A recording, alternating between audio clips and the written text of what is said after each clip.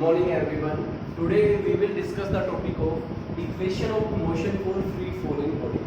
Means free falling body के अंदर जो थ्री इक्वेशंस ऑफ मोशंस होती है, हम लोग देखो एक चीज स्टडी की है कि when a body falling freely its velocity will be increase. Its velocity will be increased means its acceleration will be changed. So a free falling body having uniform accelerated motion. Free falling body have uniform accelerated motion. There are three equations of motions. In first chapter motion we will study about that. First equation is equal to v is equal to u plus at. Second equation is s is equal to ub plus half at का square. Third equation is v square minus u square is equal to 2as. In free falling body the acceleration will be changed. Here a is changed into g and distance s is changed into h. Then the equation of motions becomes to change to, ये first equation change to किस form के अंदर change हो जाती है? Change to v is equal to u plus g. Second one changes to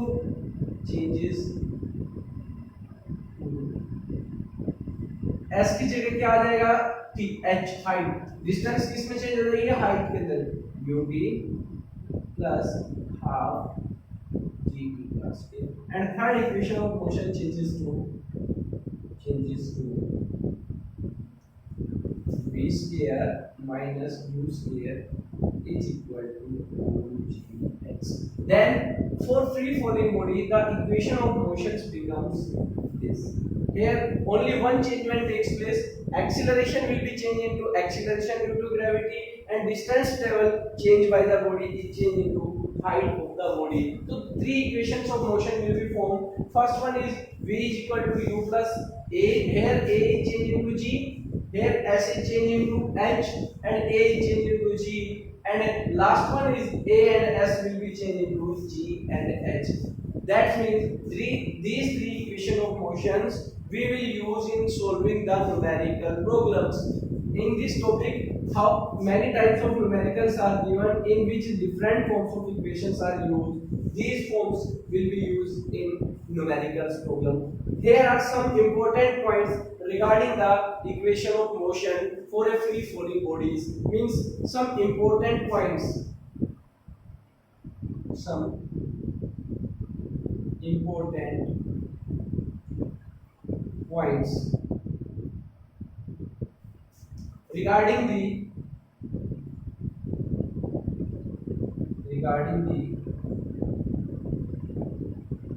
free falling body. Here some important points regarding the free falling body. First point is that if a body is dropped from a height, first point is that if a body is dropped from a height, then its initial velocity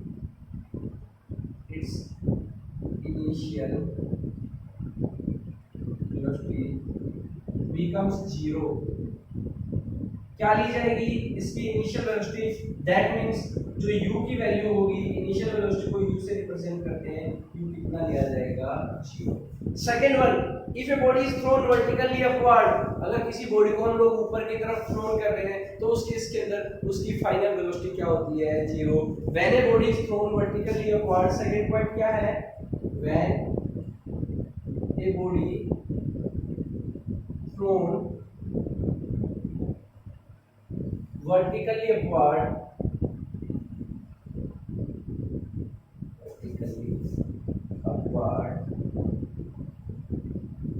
its final velocity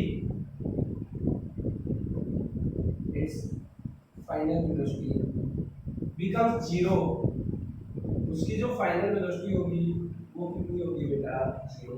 first case में u zero था, second case में उसकी क्या होगी, v zero होगी, तो उस case के अंदर v जो होगी उसकी फाइनल वेलोसिटी क्या होगी। थर्ड वन इज, हमेशा एक पॉइंट याद रखना कि टाइम ऑफ एसेंट, जितना बॉडी को इस पॉइंट से जब थ्रोन किया गया ऊपर की तरफ गई और ऊपर से जितना नीचे की तरफ आ रही है, टाइम ऑफ एसेंट जाने का टाइम होता है और टाइम ऑफ डिसेंट आने का टाइम होता है। हमेशा याद रखना टाइम ऑफ एसेंट जो होता है that is equal to time of descent. Third point is that time of ascent is equal to time of descent। Means आने का टाइम और जाने का टाइम याद रखना। अगर एक बॉल को मैं ऊपर फेंक रहा हूँ तो यहाँ से ग्राउंड से मैंने ऊपर फेंका है तो हाईएस्ट पॉइंट पे जाके वो रुकेगी, रुकने के बाद तो मीन्स यहाँ से जाने पर और हाईएस्ट पॉइंट तक पहुंचने में जितना उसने टाइम गेन किया उतना ही सेम टाइम वो बॉडी ऊपर से और उस पॉइंट तक वापस आने के अंदर गेन करेगी। जाने वाले टाइम को बोलते हैं टाइम ऑफ एसेंट, आने वाले टाइम को बोलते हैं टाइम ऑफ डिसेंट। और लाइफ में हमेशा याद रखना टाइम ऑफ एसेंट और टाइम ऑफ डिसेंट क्या होते हैं, हमेशा इक्वल होते हैं।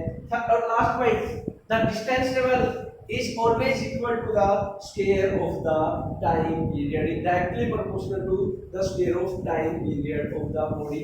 अब स्केयर अगर मान लो एक बॉडी है तो उसके इसके अंदर ये फर्स्ट इक्वेशन फर्स्ट चैप्टर में भी पढ़ चुके हैं, s is directly proportional to the square of the time period। एक बॉडी को ड्रॉप किया जा रहा है, एक बॉडी को ड्रॉप किया जा रहा है, अगर उसकी डिस्टेंस दी हुई है तो उससे हम उसका टाइम पीरियड निकाल सकते हैं और टाइम पीरियड दिया हो तो उससे डिस्टेंस निकाल सकते हैं by using this formula s is directly proportional to this scale।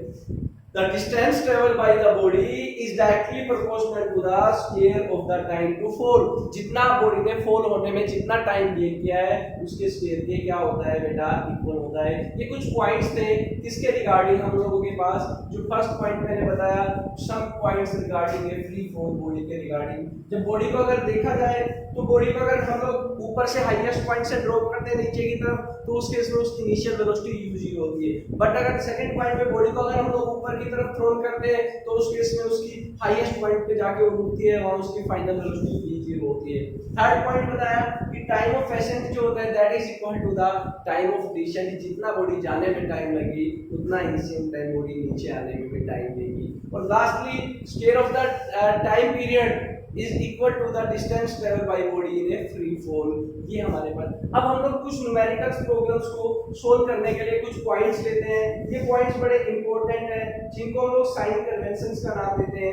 देखो अगर साइन कन्वेंशंस की बात करें बेटा बड़े इंपॉर्टेंट है साइन कन्वेंशंस, जिनको हम लोग इस इक्वेशंस ऑफ मोशन के अंदर यूज करेंगे। तो हमारे पास तीन इक्वेशन ऑफ मोशन बन के आ गई जो आपके सामने ये दी हुई है S और ये 3 स्टार लगा के तीनों इक्वेशन ली हुई है। अब इस इक्वेशन ऑफ मोशन के रिगार्डिंग कुछ साइन कन्वेंशंस है हमारे, वो साइन कन्वेंशंस हमारे न्यूमेरिकल्स में यूज होंगे।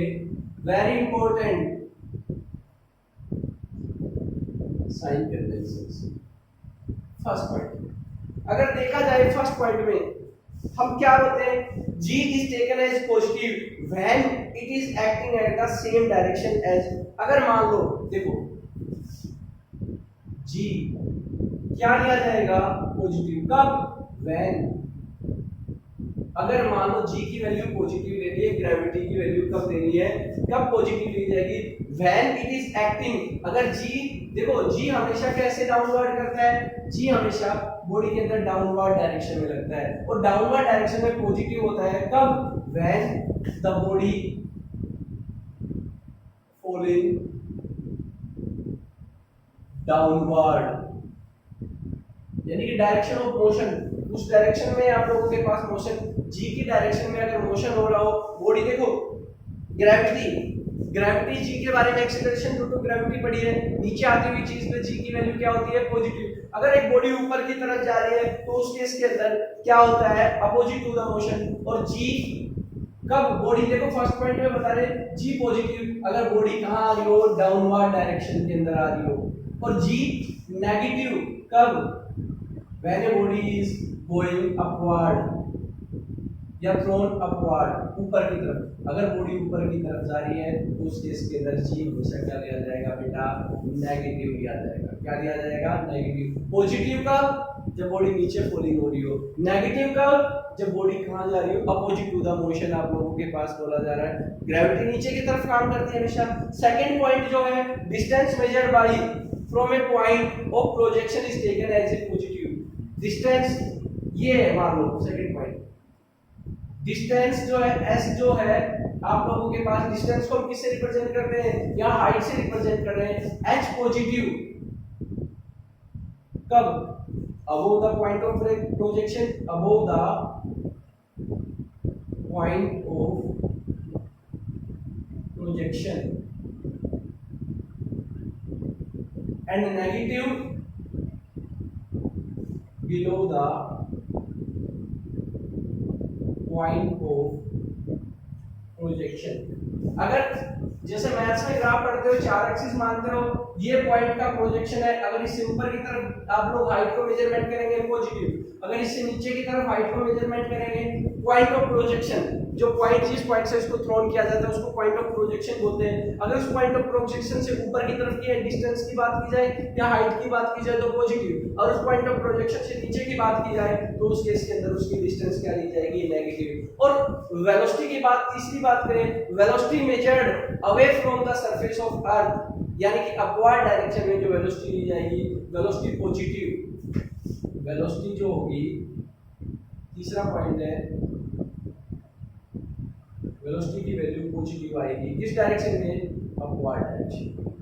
अगर कोई बॉडी ऊपर की तरफ जा रही है तो उस केस के अंदर उसकी वेलोसिटी क्या ली जाएगी, पॉजिटिव। और velocity measured downward to the surface of earth, अगर अर्थ के सरफेस से वेलोसिटी ऊपर की तरफ मेजरमेंट, बॉडी ऊपर की तरफ जा रही है, अर्थ के सरफेस देखो, ये अर्थ का सरफेस है, इस सरफेस से अगर ऊपर की तरफ बॉडी जा रही है तो पॉजिटिव, और इस सरफेस से अगर नीचे की तरफ बॉडी आ रही है तो उस केस के अंदर हम वेलोसिटी कैसे लेंगे, नेगेटिव लेंगे। ये 3 पॉइंट्स रिमेंबर रखने हम लोगों ने, जब भी हम न्यूमेरिकल को सोल्व करेंगे तो इन तीनों साइन कन्वेंशंस को यूज करके न्यूमेरिकल का जो है हम सॉल्यूशन निकालेंगे। तो ये हमारे पास 3 इक्वेशन ऑफ मोशन है। इन तीनों इक्वेशन ऑफ मोशन को यूज करके अभी हम लोग न्यूमेरिकल्स डिस्कस करते हैं जो इसी टॉपिक के ऊपर है, इक्वेशन ऑफ मोशन के ऊपर। तो हम लोग फर्स्ट न्यूमेरिकल को लेते हैं। ए particle is thrown vertically upward, एक न्यूमेरिकल दिया हुआ है। अब हम लोग कुछ न्यूमेरिकल्स को डिस्कस करते हैं वन बाय वन।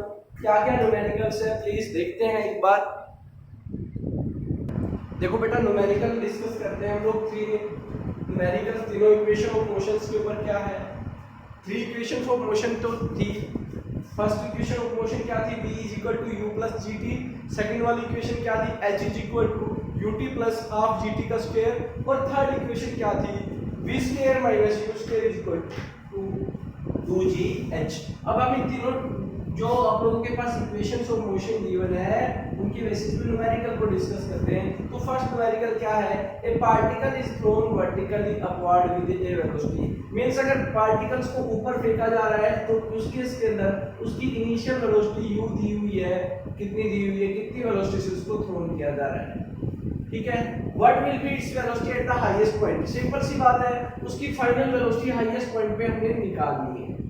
ठीक है, साथ साथ हाउ हाई, इसकी हाइट भी निकालनी है, कितनी हाइट पे जाके वो ऑब्जेक्ट उठ रहा है। और इसके साथ साथ what would be it's reach at the highest point, time भी हम लोगों ने निकालना है, कैलकुलेट करना है। और गिवन सिर्फ v क्या है, g आपको दिया हुआ है। और देखो मैंने आपको अभी साइन कन्वेंशंस में बताया था कि g ऊपर जाती हुई बॉडी के लिए नेगेटिव और नीचे आती हुई बॉडी के लिए पॉजिटिव। तो यहाँ g की वैल्यू दी हुई है, वो कितनी लेंगे, साइन कन्वेंशंस को यूज करेंगे तो 10 मीटर पर सेकंड स्क्वायर। अब हम लोग फर्स्ट इक्वेशन ऑफ मोशन के अंदर वन बाय वन क्वेश्चंस का लेते हैं। सबसे पहले eight the highest point, at the highest point its final velocity। अगर हम इसकी फाइनल वेलोसिटी की बात करें तो फाइनल वेलोसिटी हाईएस्ट पॉइंट पे, ये भी मैंने कुछ पॉइंट बताए थे आपको। अगर एक बॉडी ऊपर की तरफ थ्रोन की जा रही है तो हाईएस्ट पॉइंट पे उसकी वेलोसिटी कितनी होगी बेटा, 0 होगी। तो उसके इसके अंदर हमारे पहले क्वेश्चन का आंसर निकल गया, फाइनल वेलोसिटी कितनी होगी, 0 होगी। अब हम लोग हाइट निकालते हैं और टाइम निकालते हैं। तो इक्वेशन ऑफ मोशन पढ़ी है, v square minus u square is equal to 2gh।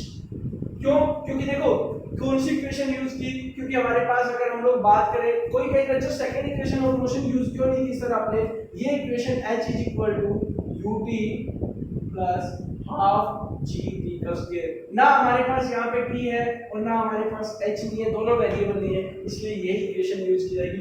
u भी है, v भी है, g भी है, सिर्फ एक वेरिएबल नहीं है h वाला, तो वो h निकाल देंगे। कैसे निकालेंगे? v स्क्वायर की जगह कितनी वैल्यू पुट कर देंगे? 0 का स्क्वायर 0, u की वैल्यू कितनी है बेटा? 50, तो 50 का स्क्वायर, ये मैंने 50 का स्क्वायर कर दिया। 2 g की वैल्यू कितनी ले ली बेटा मैंने? -10, और h मैंने कैलकुलेट कर लिया। तो सिंपलीफाई करो, -50 का स्क्वायर करें तो माइनस का आप लोगों के पास 50 का स्क्वायर करें तो 250, और ये अगर इसको मल्टीप्लाई करें तो 20h।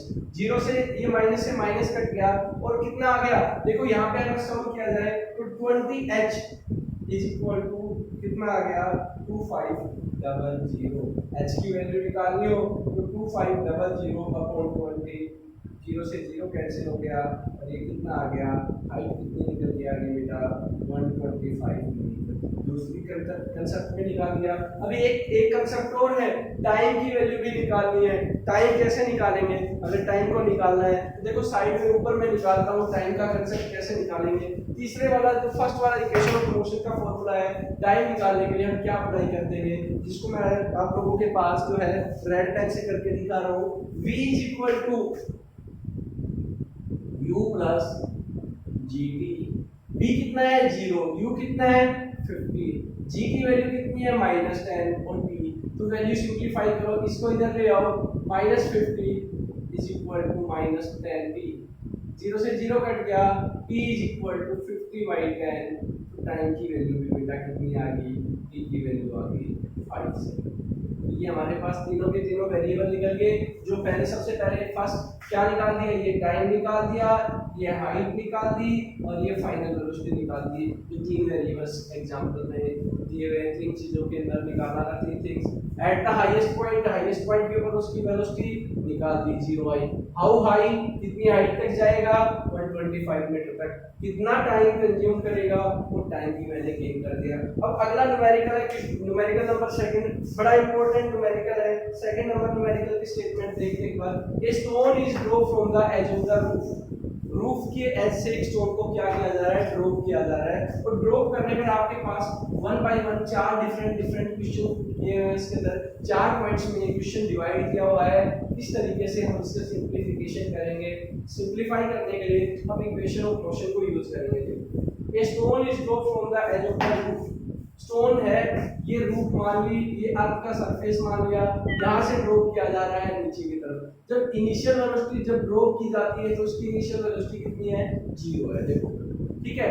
सबसे पहले how long does it will take to fall, distance दी हुई है। तो सबसे पहले यहाँ आप लोगों के पास गिवन क्या है वो चीजें कैलकुलेट करते हैं, और कैलकुलेट करने के बाद गिवन देखते हैं, गिवन करने के बाद कैलकुलेट देखते हैं। तो पहले क्वेश्चन को निकालने के लिए क्या है?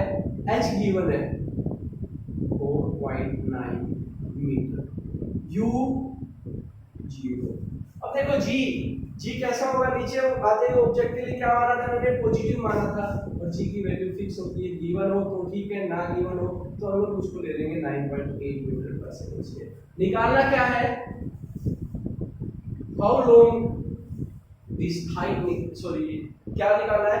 हाउ लॉन्ग सबसे पहले does it take to fall, time निकालना है। क्या निकालना है? टाइम। इन चार वेरिएबल्स को यूज करके फॉर्मूला बनाओ। कौन सा फॉर्मूला यूज होगा? तो हमने एक फॉर्मूला पढ़ा है इक्वेशन ऑफ मोशन के अंदर। Second equation h is equal to ut plus half gt plus के। जो वेरिएबल है h की वैल्यू कितनी है? 4.9। u की वैल्यू कितनी है? तो ये पोर्शन तो 0 हो गया, रहने दो 1/2। g की वैल्यू कितनी है? 9.8। और बेटा टाइम का स्क्वायर हमने कैलकुलेट करना। सिंपलीफाई करो, 4.9, इसको कैंसिल करें तो ये भी कितना हो गया? 4.9। देखो दोनों तरफ से 4.9 कॉमन आउट है, कैंसिल कर दिया ये 4.9 से। 1 is equal to t square. t square is equal to 1। दोनों तरफ स्क्वायर रूट कर दिया, स्क्वायर से स्क्वायर रूट गया, तो टाइम की वैल्यू कितनी आ गई? फर्स्ट क्वेश्चन का आंसर मिल गया, टाइम की वैल्यू कितनी आ गई? 1 सेकंड आ गई। क्या आ गई? 1 सेकंड। सेकंड क्वेश्चन देखें, how fast does it move at the end of that path? यहाँ इस पॉइंट के ऊपर जब ये गिर रहा है तो उस पॉइंट पे उसकी क्या वेलोसिटी होगी, वो वेलोसिटी भी हमने निकाली है। मतलब टाइम तो निकल गया, ऊपर से नीचे तक आने के लिए यहाँ से और यहाँ तक आने के लिए उसने जो टाइम गेन किया है वो कितना है? टाइम 1 सेकंड है। कितना है? 1 सेकंड, जो अभी हमने कैलकुलेट किया है ये। अब हम लोग इस टाइम को यूटिलाइज करके हम लोग इसकी फाइनल वेलोसिटी निकाल देते हैं। तो फाइनल वेलोसिटी निकालने के लिए हम इक्वेशन ऑफ मोशन, फर्स्ट का इक्वेशन ऑफ मोशन का यूज करते हैं। v = u + gt। v निकालनी है, u कितनी है? 0, g की वैल्यू कितनी है? 9.8, टाइम की वैल्यू कितनी है? 1 सेकंड, तो v की वैल्यू कितनी आ गई? 9.8 मीटर पर सेकंड। ये हमारे बी पार्ट का सॉल्यूशन निकल गया। हमसे ये पूछा है कि कितनी स्पीड से वो ग्राउंड के ऊपर, how fast does it move at the end of that pole? इस पोल के एंडिंग पॉइंट पे वो कितनी स्पीड से गिरेगा? How fast does it move at the end of, अगर एट द एंड ऑफ इतनी डिस्टेंस दे दे, इससे ये डिस्टेंस आप लोगों के पास जो है कितनी है? टोटल 4.9 डिस्टेंस दे रखी है। अगर डिस्टेंस को चेंज कर दे तो उस केस के अंदर उसकी क्या वेलोसिटी होगी, वो वेलोसिटी निकालते हैं। तो देखो डिस्टेंस चेंज कर रहा है, उस केस के अंदर वेलोसिटी पूछी हुई है, तो कैसे निकालेंगे? सी पार्ट को देखते हैं। देखो सी पार्ट में क्या कह रहा है? लेट, हम वेलोसिटी v मान लेते हैं, पता नहीं कितनी वेलोसिटी है, वो निकालनी है। हाइट कितनी है? 7.9 मीटर। u तो स्टार्टिंग में इनिशियल वेलोसिटी तो 0 थी, g की वैल्यू कितनी है? देखो इन फॉर्मूले को यूज करते हुए, और टाइम हमारे पास नहीं है तो क्या फॉर्मूला यूज करें? हमने तो सिर्फ पहले क्या निकालना है?